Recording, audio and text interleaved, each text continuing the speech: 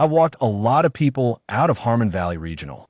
31 years on the job, 22 of them in the parking lot and the lobby loop, and I know what a termination looks like before the paperwork even prints. I can tell by the way a person carries themselves in the last 50 feet of hallway, whether they're holding it together or coming apart, whether they knew it was coming or the floor just dropped out from under them. Elena Voss walked like she knew every crack in that linoleum. Chin level, stethoscope still around her neck, because Morrow hadn't thought to ask for it back. Paper bag tucked under her left arm like she was carrying groceries home from a corner store. Not hunched, not rushing, just walking. I fell in beside her the way I always do.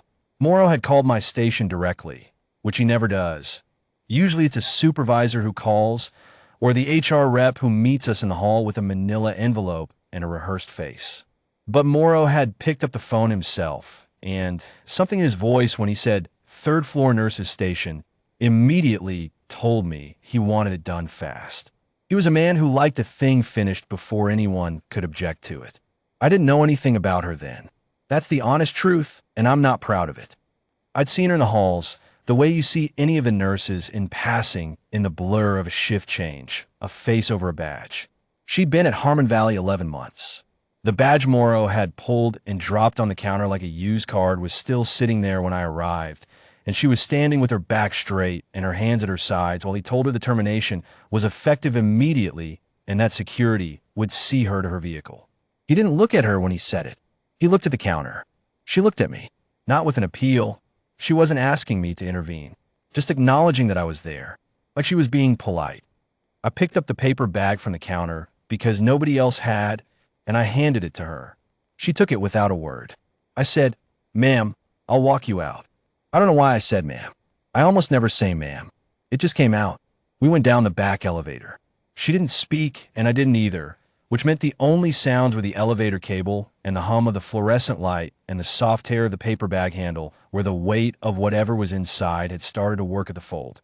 I noticed the bag was light. A coffee mug, a phone charger, maybe a photograph. 11 months, and that's what fits in a paper bag. That's the other thing I've learned in 31 years. They never let you take much. The morning was cold for early November, a wind off the ridge that hit you sideways the moment the lobby doors parted. She stepped out ahead of me, and the wind took the bottom of her scrub top and flattened it against her, and she tucked the bag tighter under her arm. I pointed toward the visitor lot, which is the only lot with space at that hour, and she nodded, and we walked the concrete apron toward the covered pedestrian lane. The bag tore at the seam. I don't know if it was the wind or just the cheap paper, but went in one clean split along the bottom, and everything spilled. The mug didn't break because it landed on my shoe and I got a hand under it, and the charger skittered across the concrete, and the photograph, framed small, a woman and a child on what looked like a front porch, skidded face down and stopped. And then there was a folded piece of paper. Heavy stock, tri-folded, the kind of fold that means it's been carried a long time in someone's pocket or kept flat under something significant. It had landed face up and partially opened by the fall, and the letterhead was visible before either of us touched it. Department of the Army. Office of the Secretary. I picked it up. I don't know why I was the one who picked it up. She bent for the photograph and the charger, and I went for the document, probably because it looked official, and official things were my instinct after 31 years. I stood up with it and started to hand it to her, and then I read the first line. By direction of the President of the United States. She reached for it, and I didn't let go right away. I don't have a good explanation for that. My eyes just kept moving down the page. Captain Elena M. Voss, Army Nurse Corps, for conspicuous gallantry and intrepidity in action against an enemy of the United States. Forward Surgical Team, Special Forces Support Element, Zabul Province, Afghanistan. On the 14th of March, the team's only surgeon was critically wounded during a mortar strike on the casualty collection point.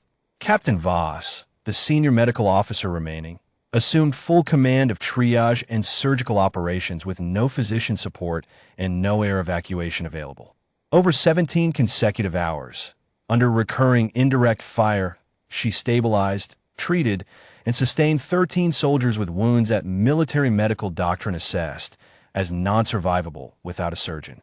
All 13 were alive when the medevac aircraft finally reached the collection point.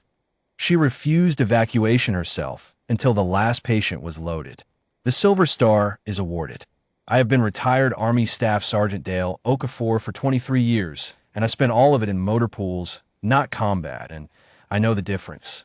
I know what the Silver Star means, and I know what 17 hours alone in a mortar-struck aid station means, and I know what 13 soldiers kept alive without a surgeon means.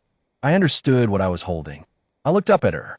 She was crouched on the concrete, picking up the last of her things from the sidewalk, pressing the photograph carefully back into a dry corner of the torn bag. She wasn't looking at me. She wasn't performing anything. When she stood up and held out her hand for the document, she just looked tired in the way people look tired when they've been patient for a very long time, and the morning has been particularly long. I gave it back to her. I said, "Ma'am." I said it again without meaning to.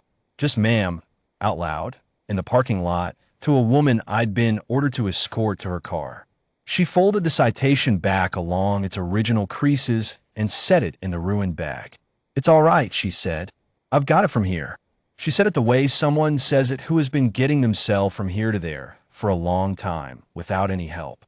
I stood there. I should say something about what I was thinking, but the honest answer is I wasn't thinking. I was just standing still in a way I hadn't stood still in years. Something was working in me that I didn't have good words for. I am not a man who cries in parking lots, and I wasn't crying, but something was happening in my chest that I would not have been able to explain to Gerald Morrow if he'd walked out and asked me. The lobby doors opened behind us. I turned, expecting a doctor or a patient transport, and it was neither. Master Sergeant Calvin Pruitt was a man I knew by sight. He'd been on the third floor for 4 days, a hip replacement, a post-op complication, 63 years old, and built like a man who had spent 40 years not letting anything stop him and was only now, reluctantly, accepting that biology had a vote. He was in his gown. No robe. No shoes, just the grip socks they give you for the floor. His foreline was disconnected. He'd pulled himself, I found out later, because he didn't want to drag the stand, and there was a small adhesive bandage over the needle site on the back of his left hand. He was walking with the careful, deliberate stride of a man whose hip hurt considerably and who had decided that was not currently relevant information. I don't know exactly what passed between them in those first seconds because I was watching his face rather than hers, and what I saw on his face was something I recognized from photographs and from the faces of old men at funerals for other old men. The look of a debt that has been carried so long it had become part of the architecture of the person and is now, suddenly, being set down. He stopped 6 feet from her. "Footing," he said. Just that one word. She went very still. I saw her shoulders settle. Not in defeat, but in the way a person settles when something they stopped expecting a long time ago has just arrived. "Sergeant Major," she said. "Master Sergeant," he corrected her, and there was something almost gentle in it, like he was pleased she'd given him the higher rank and was being precise about who he actually was. "Retired." He came to attention, in a hospital gown, in grip socks, with a bandage on his left hand, with a hip that had been reassembled 4 days ago. He came to full attention the way they teach you and never really leave you, the weight on both feet, the back straight, the chin level, and he brought his right hand up in a salute. Slow and deliberate, like it was the most important thing he'd done in a long time. I heard the doors behind him again. 2 soldiers in uniform. I learned later they'd been visiting a friend 2 floors down. Neither of them connected to Pruitt or to Elena Voss. Had followed him out because they'd seen an old man in a hospital gown walking with purpose toward the parking lot, and some instinct had moved them after him. They saw the salute. They didn't ask questions. They came to attention on either side of him and brought their hands up. The parking lot went quiet in the way that parking lots almost never go quiet. I looked toward the lobby windows. Gerald Morrow was standing at the glass. He'd come down, I don't know when, maybe when he saw Pruitt walking off the floor, maybe when someone called him, and he was standing with his hands at his sides and his face doing something complicated. He didn't move. He didn't come outside. He just stood at the glass and watched the 3 men holding their salutes for the woman he had walked out of his hospital with a paper bag. I came to attention. I'm not sure I made a conscious decision to do it. My body just did it, the way it had done it in motor pools and formations for 12 years. And it felt like the most accurate thing I'd done all morning. Elena Voss stood in the cold November air and received it. She didn't cry, and she didn't speak, and she didn't look at the lobby windows. She looked at Calvin Pruitt, and then she looked at me, and she gave us all a small, precise nod. The nod of a person who has held 13 men alive through 17 hours of indirect fire and understands, on a cellular level, what it means to be acknowledged by the people who know what that cost. "You didn't have to come out," she said to Pruitt. "Your hip." "My hip," he said, still at attention, "is none of your concern, Captain." He held the salute for another 5 seconds, and then he lowered it. The 2 soldiers followed his lead. The parking lot came back to itself slowly, a car passing on the access road, the wind, the distant sound of the hospital's air handling unit cycling. I offered to carry the torn bag to her car. She let me. It was the least I could do, and we both knew it, and neither of us said so. When I walked back inside, Morrow was gone from the window. His office was on the 4th floor, and I don't know what he did up there that afternoon or what he said to anyone. I know that the deputy director called an all-staff meeting 2 days later, and that a new patient services review protocol was announced, and that the language in it was the kind of language that gets written after someone has been made to understand that they have made a serious mistake in front of witnesses. I filed my own incident report that evening, a full account in my own words, in the field marked additional observations. I wrote it as accurately as I could. I wrote down what the citation said. I wrote down what Pruitt said and what she said back. I wrote down the 2 soldiers and their salutes and Morrow at the window. I wrote down the parking lot going quiet. Then I wrote one more thing in the margin, which is not standard practice and which I have never done before in 31 years. I wrote, I was wrong about what I was watching.